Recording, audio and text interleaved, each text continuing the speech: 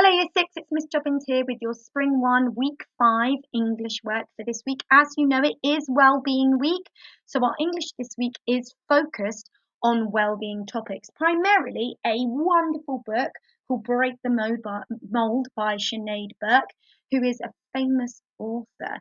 And you're going to be learning a little bit more about her today. So in Lesson 1, we are going to be analysing the front cover of Break the Mold and then research and create a mind map based on its author.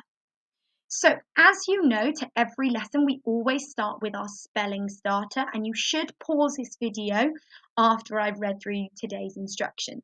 So, today we'd like you to write down these 6 common exception words from your Year 5 and 6 spelling list on your piece of paper as many times as you can in 3 minutes. Your words today are existence, explanation, familiar, foreign, frequently, and government. If you do not know, before I continue with today's explanation of your spelling starter, if you do not know what any of these words mean, following just like your key wow words from your Tier 2 list, write them down what you think they mean and then get yourself a dictionary and define it, perhaps even adding it to your key word list or booklet, and then pop them into a sentence. You might want to do this, for example, the word government. You might want to write what you think the word government means, then you get yourself a dictionary and you define it, and then you put it into a sentence. For example, Britain has its own government. The government often have their meetings and debates in the Houses of Parliament. Okay, so that's just an example. Then, once you've timed yourself writing down as many times as you can for 3 minutes these 6 words, you then turn over your piece of paper and write them down correctly, or as many as you can correctly. You need to give yourself 1 minute and a half, so 1 minute 30 seconds. Write down them all as many times as you can correctly. Did you miss out any letters from these words? If you did, circle that word and make sure that you practice this. Which words did you spell correctly and which ones do you still need to practice? Please pause this video before you continue and make sure that you all have a go at this. We would like, ladies and gentlemen, for you to please make sure that you are doing your spelling starters and you are uploading them to your English portfolio alongside the work that you do for each lesson. So alongside today's lesson 1 work, we are expecting to see your practicing of these 6 words in 3 minutes, and then we're expecting to see which ones you got correct and which ones you still need to practice. Please pause this video now and then come back to me.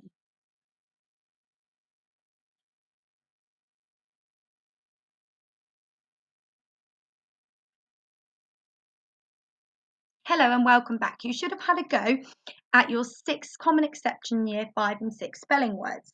I hope, well, we all hope that you got loads of these correct, but please remember to write down which ones you didn't so you can practice them again later on.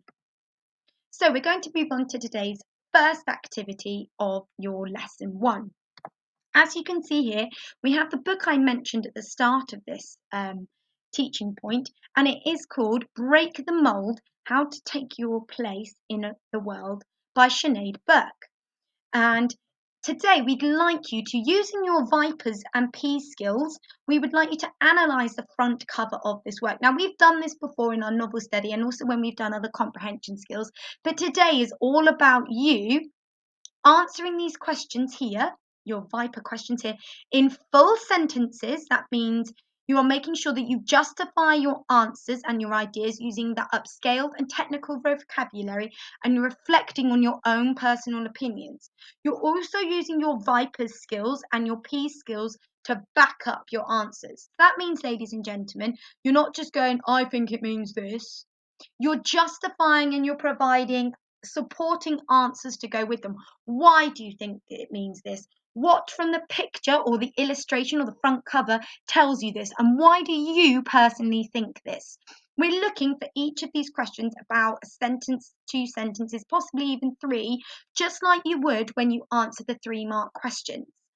So really think about these. You can obviously merge vipers together, or you can merge these questions together, but we would like to see answers to all of them. I'm not going to read them all out because you should be able to read them yourself. However, I am now going to take you through, as it says here, your viper and P skills. So these vipers are what we use in our novel study, ladies and gentlemen, and they are often used in your additional learning section. You can find them both in the reading section at the bottom of this English page, or also on your additional learning section, as well as the vipers section on our website too.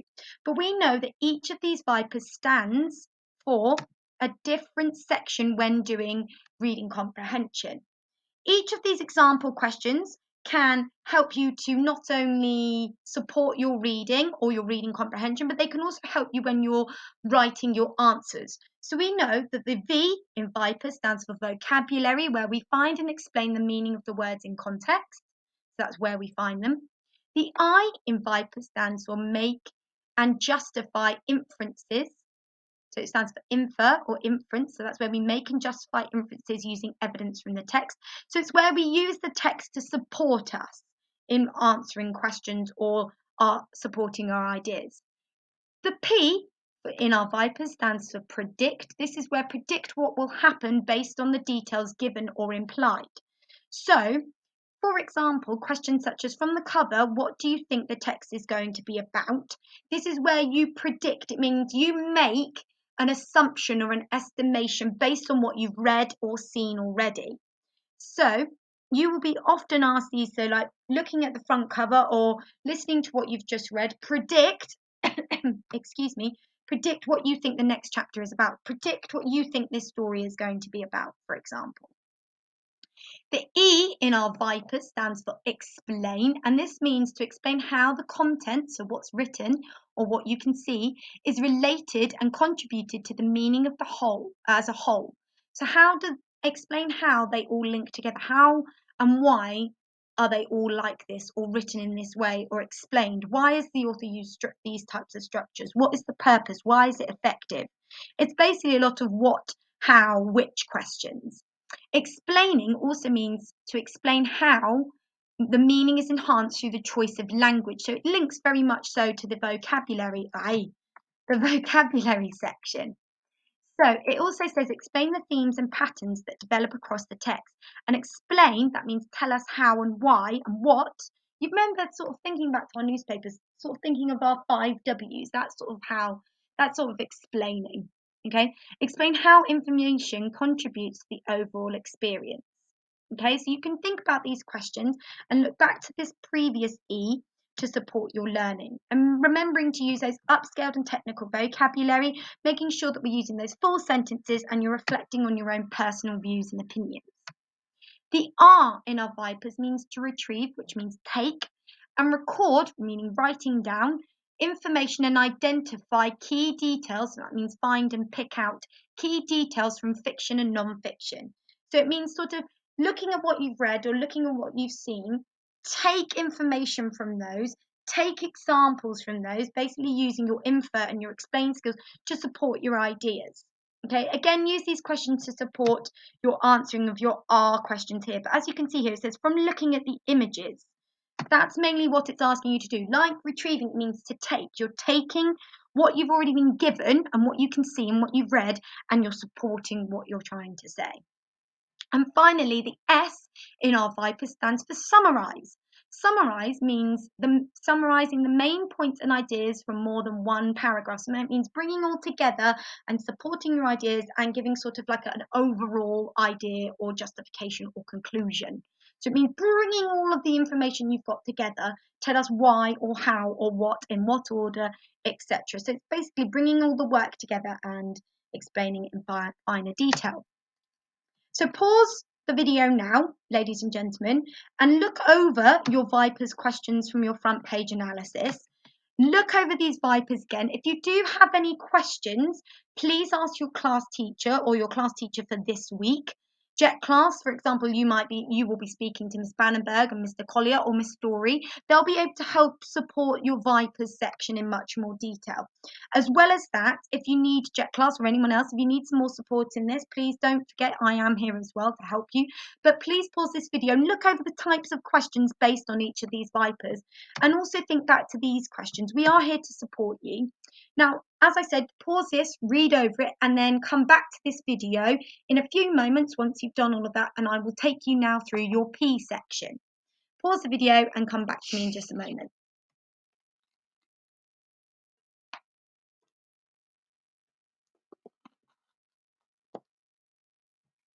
Hello and welcome back. You should have paused the video previously and gone over each of your Vipers skills and then looked back at the front page analysis Vipers questions. How do they relate to each of your Vipers that you've been given? I'm now going to take you through your P, which is, I know, hilarious, and no, it's not me peeing on the laptop, thank you very much, those of you, ha ha ha. But no, we all know that for any reading comprehension, any reading, any just general activity where you're asked to support evidence, just like your APE in maths, so your answer, prove, explain, we use P in not only our reading but also our writing to justify and support and evidence our ideas, particularly those 2 and 3 marker questions in both our reading and writing, where it asks us to evidence and explain an idea. So P stands for point, evidence, and explanation. P in our P is point, which is to sum up your main ideas in your paragraph. So that means sort of like our previous Viper of summarising. It's basically P, the point, means to get all of these ideas together and sum them all up maybe in 3 or 4 lines. You can use these boxes here on the right hand side, so this whole tally here on the right hand side, these can be used to help your sentence structure. So that's how to write out your sentences. So you could start with, in my opinion, the writer uses such and such because of this. An example of this, there you can see I'm linking my E there for evidence, is seen here. This shows, there you go, justifying your idea there. That model example could be used when you're asked to answer some of these Viper questions here. E, or our first E in P, I'm going to go crazy after this, means evidence. So this is where you provide evidence for the point you're making, just like we've asked you here to justify your full sentences and reason them with that technical vocabulary and upscale vocabulary and reflection. That is here where we ask you to provide the evidence for the point you are making. So again, like this one here, we might explain and retrieve. Evidence is very similar to that, where you're providing evidence, so maybe examples or justification or reasoning behind your answer for the point you're making here. So you can, again, use these key sentence starters or sentence supporters to help with your sentence structures. And our final E in our P is explanation. So this is where you summarize all these points that you've made already and you explain why is this quotational part of the story or your idea significant, so that means important. What effect does this quotation have on the reader, or your points have on your answer that you're making or the point that you're making, and why has the writer used these? You can use these sentence structures to support you, ladies and gentlemen, and we're really looking for both your Vipers and your P when you're answering your front page analysis. Okay, so pause the video now, make sure that you've had a go at looking through, or you've read through all of your Vipers, you've gone over your Ps, and now have a go at this front page analysis questions. Again, as I said, make sure that you ask your class teacher or your teacher for that week to support you if you are stuck. And please pause this video because I will then take you on to today's second task. Good luck and have loads of fun. Hello Year 6, welcome back, it's Miss Jobbins here. Well done for pausing and having a go. We hope that you enjoyed having a go at this front page analysis. It's a really outstanding skill to be able to analyse the front cover of a book, because you will be asked to do this when you go into secondary school. So you, if you've used all of these Vipers and P accurately to answer the questions in full Year 6 upscaled technical vocabulary and language, using your own reflection and ideas to support you, you will be able to smash it in Year 7. So today, your second task for today is to have a go, not only first watching this video, but then using this video link and your own research, we'd like you to create a mind map. As it says here, we would like you to lay it out as a mind map. You can create your own and use the mind map worksheet on the following slides to support you. We would like it to be colourful, creative and detailed as possible, and we do not want to see bullet pointed notes. We would like you to implement your Vipers and P skills, as I've just taken you through, to write full technical language and Year 6 sentences. You could use your own illustration art skills, so that's all the art skills you've previously been using over the last few weeks based on your illustrators, to draw your own pictures of her and to decorate your mind map. Okay, so we would today like you to do some research, so don't forget to go over how to research correctly, making sure that, ladies and gentlemen, when you are researching or using things like Google or the internet, please make sure that you check with the parent and carer at home that you're allowed to do that, and as well as that, you're using child-friendly ones, such as child-friendly Google, or as well as that, you're making sure that you type in for kids, for children, Key Stage 1, Key Stage 2 to support you, okay? There is a small video here that you can click on at the bottom to also remind you how to use your research skills, but please make sure that you take time to read over this slide. This, ladies and gentlemen, is where we'd like you, or what we'd like you to create your Sinead Burke research on, or present your Sinead Burke research on. You can either print out this picture or you can draw your own. So your task today is to create your own mind map all about Sinead Burke. You can use the MindMap template to support your own mind mapping, and we would like to see lots of facts and information about Sinead Burke. And you could also include some drawings and quotes if you'd like to. Make sure it's colourful and creative. We'd like to see things about her herself, her dwarfism, her primary, her childhood, maybe where she went to secondary school. We know things like she was on the cover of Vogue. She's now part of the council in Ireland. Maybe some key facts about her. Lots of basically information and research all about her. And as we said, you can use this video here to support you, but we would preferably like it in full detail in each of these bubbles, and perhaps you'd like to draw a cartoon illustration about her in the middle and write her name maybe in bubble around her. Make it, guys, just look really, really, really beautiful. Here is an example of maybe how to mind map. You can use this one as an evidence, and these are all of the things that we'd like you to include. So make sure that you've got like central images, you've got hand-drawn pictures, you've also got maybe some facts and fun, interesting things about her. Maybe you've got some curved branches, you've drawn your pictures, you've used paper, you've made sure that the research that you've put on there is really, really important. You've used those colours, basically made it seem really, really, really exciting. As we always say at the end of these lessons, ladies and gentlemen, if you do need some support or help in anything at all, we are here to support you and we are here to help you. And we hope that you really enjoy this first lesson, and we hope that you have a lovely day. Speak to you soon and enjoy Wellbeing Week. Bye.